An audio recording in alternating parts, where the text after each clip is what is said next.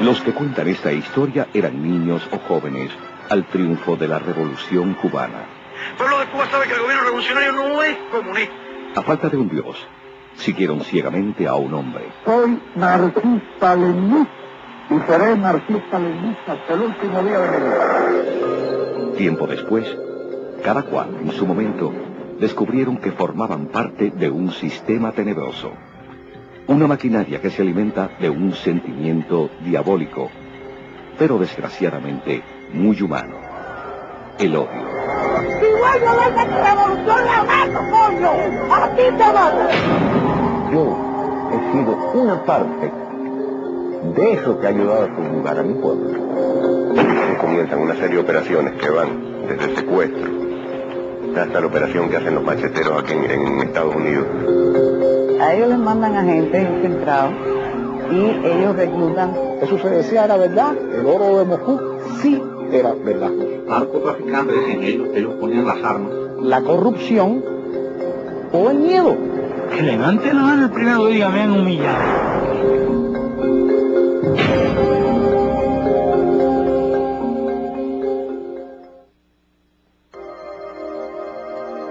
Carlos perteneció al Ministerio del Interior. Sus amigos eran miembros de la inteligencia y de las Fuerzas Armadas. Conoció al general Arnaldo Ochoa, a Tony y a Patricio de la Guardia. Las Fuerzas Armadas tendrían que ubicarlo en una actividad que lo mantuviera bajo control.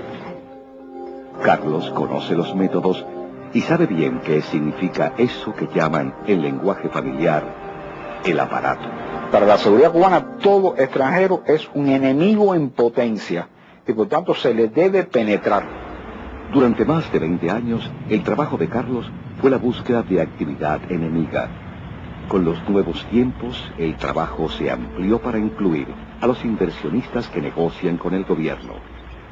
Cualquier dato económico sirve. Nosotros participamos en decenas de trabajos contra no solamente periodistas, intelectuales, inversionistas, con el ánimo no de reclutarlos, sino de saber inclusive a qué viene a invertir a Cuba y el techo que trae de oferta. Recuerda que todos los hoteles en Cuba, aunque sean de Meliá, aunque sean de lo que sea, está lleno de personal cubano. Y en un 10, un 20% de ese personal trabaja para la seguridad del Estado. Y esos hoteles, como fueron construidos por obreros cubanos, tienen técnica de escucha y de observación de la seguridad cubana. Y casualmente la CNN la ubican en el piso 20, el piso donde toda la vida tradicionalmente en la 2023 y la 2024 fueron habitaciones que tienen técnica operativa en La Habana Libre, de toda la vida. Y la CNN está ubicada en el piso 20. O sea, casualmente donde se ubicó a Dan Rader, a Peter Jenny cuando fue Gorbachev, esos son los pisos tradicionales de técnica operativa, igual que el 14 en el Riviera. Curiosamente, los llamados amigos de Cuba son los más susceptibles de ser trabajados por la seguridad del Estado. Los amigos y algunos altos dirigentes de la revolución que siempre han sido vistos con desconfianza por alguna u otra razón. Te voy a dar el caso de Eusebio Leal, que durante años estuvo trabajando, porque siempre está sobre su cabeza la condena de que es homosexual y que es católico. Te voy a hablar de Alfredo Guevara, el director del Instituto Cubano de Arte e Industria Cinematográfica, enemigo acérrimo de Ramiro Valdés Menéndez, comandante de la Revolución. Contra Alfredo Guevara se usaron todos los intentos posibles de capturarlo en relaciones homosexuales. Aunque la Iglesia Católica es uno de los principales objetivos de la inteligencia, ninguna religión o creencia está exenta de ser penetrada por la seguridad. Jorge Pantoja fue uno de los tantos agentes infiltrados en la Iglesia Bautista. El primer objetivo era penetrar, ganarme la confianza del pastor, llegar a ser un líder dentro de la Iglesia Bautista, bautizarme y posteriormente, como misión importante, entrar en el Seminario Bautista Teológico Oriental. Dentro de la Iglesia Bautista estuve infiltrado durante 15 años. Jorge no era creyente. Según dice, lo escogieron por sus características personales.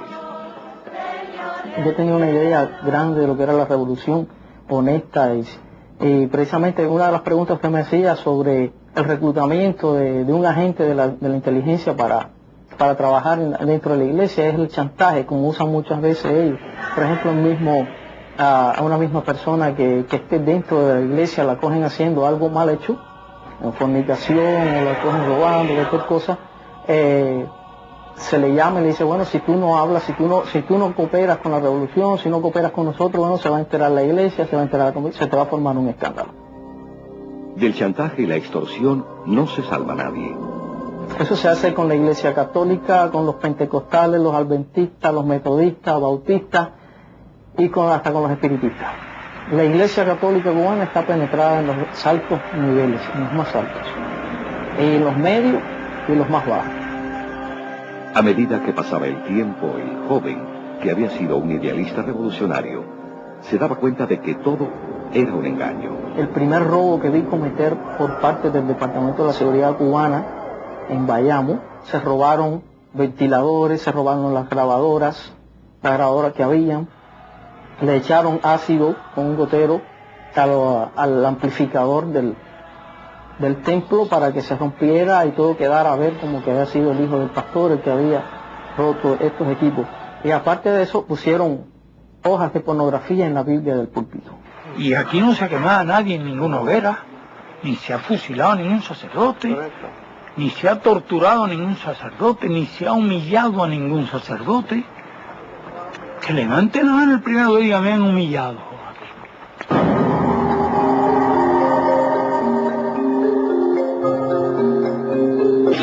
Tú solamente tomas cuánto costaba el entrenamiento de un guerrillero, no te estoy hablando de lotes enormes como iban. Hay que recordar que en la época de Allende, el MIR llegó a tener, el MIR y otras organizaciones chilenas, un puente aéreo con Cuba donde salían los grupos, se entrenaban por 3 meses y era permanente. Dice un viejo refrán que no hay peor astilla que la del mismo palo. Alina Fernández es la hija rebelde de Fidel Castro. Como es evidente, desde pequeña conoció los ambientes del poder. Desgraciadamente en Cuba todo lo que se proyecte hacia el exterior o se permea hacia el interior pertenece a la seguridad del Estado. Todo allí, la infraestructura que hay de vigilancia y castigo es una cosa que ojalá no perdure, y yo creo que habría que estar muy consciente del trabajo de inteligencia y de contrainteligencia que se hace en ese país, porque es perverso. Alina conoce de cerca el trabajo de la seguridad del Estado con muchos jóvenes latinoamericanos. La derecha se nota por la presencia de... Buscando justicia social para su país y creyendo en el mito de una revolución igualitaria, se acercan inocentemente a la realidad cubana sin conocer el lado oculto de la moneda. Te voy a contar una cosa que es más tremenda todavía. Ahora yo estuve por Latinoamérica. Resulta que hay un plan de estudio que tienen, por ejemplo, con Uruguay, donde van estudiantes de las universidades uruguayas a Cuba, y hay un intercambio que se supone, entre comillas, que viene de las universidades cubanas a estudiar en las universidades uruguayas. Lo que les mandan a ellos en cambio son niños de las escuelas de la inteligencia y de la contrainteligencia, de las escuelas del MINUI. Entonces a ellos les mandan agentes infiltrados y ellos reclutan por lo demás a niños románticos que por $130 se pasan una semana en Cuba, unos campamentos paradisíacos, y después regresan hablando maravillas.